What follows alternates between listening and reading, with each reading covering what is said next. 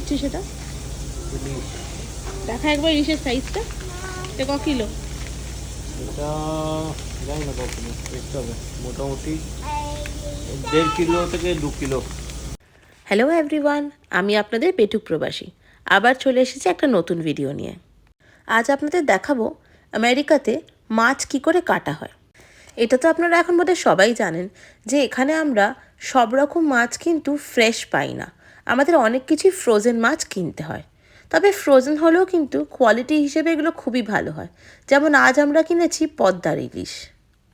ইন্ডিয়াতে আমরা যেমন দেখে থাকি যে মাছ বড় বড় বঁটিতে কাটা হয়, এখানে কিন্তু এরকম এই ইলেকট্রিক স মেশিন দিয়ে মাছগুলোকে কাটা হয়। দেখুন উনি স্কেলটা সেট করে নিয়েছেন আর আমাদেরকে একটা মাছের পিস কেটে দেখাচ্ছেন সাইজটা ঠিক আছে কিনা। এবার ওই স্কেলেই অ্যাকর্ডিংলি উনি কাটবেন যাতে প্রত্যেকটা মাছের পিসের সাইজ মানে উইথটা সেম হয়। আসলে এই বরফ মাছগুলো কাটার জন্য প্রচণ্ড ধারের প্রয়োজন, আর সেটা হয়তো ম্যানুয়ালি পুরোটা করাটা একটু ডিফিকাল্ট। তাই এই যে স মেশিনগুলো হয় এগুলো কিন্তু প্রচণ্ড স্পিডে চলে আর খুব ধার হয়। এগুলোতে মাছ কাটা কিন্তু যথেষ্ট রিস্কি।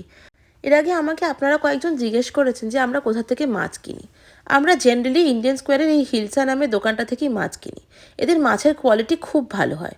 এই মাছ দিয়ে কী বানালাম সেটা আপনাদের খুব শিগগিরই দেখাবো।